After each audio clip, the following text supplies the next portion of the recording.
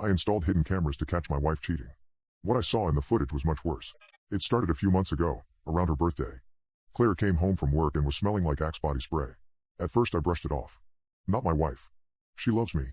We have been faithful to each other for years. But then the doubts started to creep in. I've had to start working late shifts, weekends too. Since we have been behind on our mortgage, my time at home has literally been less than 5 or 6 hours a day, and most of that time was spent asleep. But she rarely complained. In fact, most of the time she seemed happier when I left. Then one day I tried to kiss her on her neck and I saw a blemish there, as though someone else's lips had touched her skin. My first mistake was confronting her head on about it. Of course she denied. She yelled. She called me the bad guy. Typical cheater behavior. Worst of all, she got what she wanted. Insisted I start sleeping downstairs and saying that we needed a separation. Maybe even a divorce. All I got out of it was desperation and depression. She insisted that she was still faithful to me, but all the signs were there. I just didn't have the proof to back it up. What you need is a security system for your home, my buddy Chad said one night when I went to drink away my troubles. Wouldn't she realize what I was getting it for? I pointed out. So don't tell her. Wait until she is out of the house. And make it discreet. You know, cameras and the smoke alarms. Stuff like that, he said as he downed his whiskey. His half-brained scheme didn't sound that bad. And I knew that Claire had said she was going to spend the next few days at her mother's house to supposedly let things cool down between us. If I was going to get to the bottom of this, it was now or never. So that's what I did. As soon as I knew that she was gone, I contacted a local shop and had them come that afternoon. The technician didn't ask any questions, just put them exactly where I said that I wanted them and even threw in one of those doll cams as an extra bonus.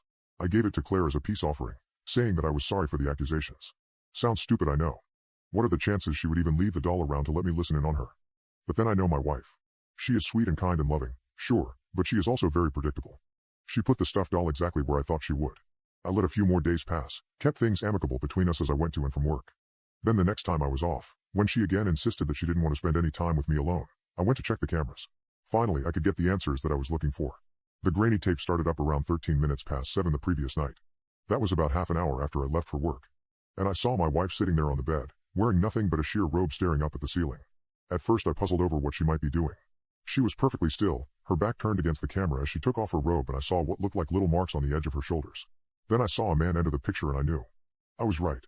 She placed him on the bed, ready to mount him, and I almost wanted to turn and look away, disgusted with what she was about to do. Then, to my amazement, I watched as those little bumps began to gently push her skin outward. At first it wasn't noticeable. Just a slow curling of her back. Then suddenly the movement quickened and long pieces of bone broke out on either side. They made a cracking noise as I heard my wife scream out. I don't know if it was a sound of pleasure or pain. The bones pushed to the side and started to form sinew and stretched the skin to its limit. And I realized they were forming what appeared to be wings. Her lean form bent over toward the man that she had been pleasing for the night, and I watched in abject terror as her mouth widened to reveal rows of sharp teeth, more than even a shark might have.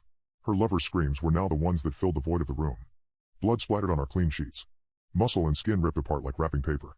Her fingers gnawing into his open chest cavity like claws as she ripped out his beating heart and then began to chew on it like a piece of jerky.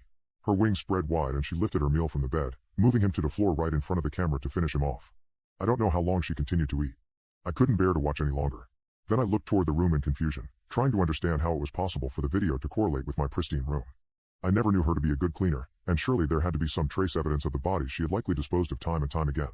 Then I heard a noise behind me, and I turned to see her standing there. She saw that I was looking at the footage, and I am certain that if I could see my face it was likely paler than a ghost.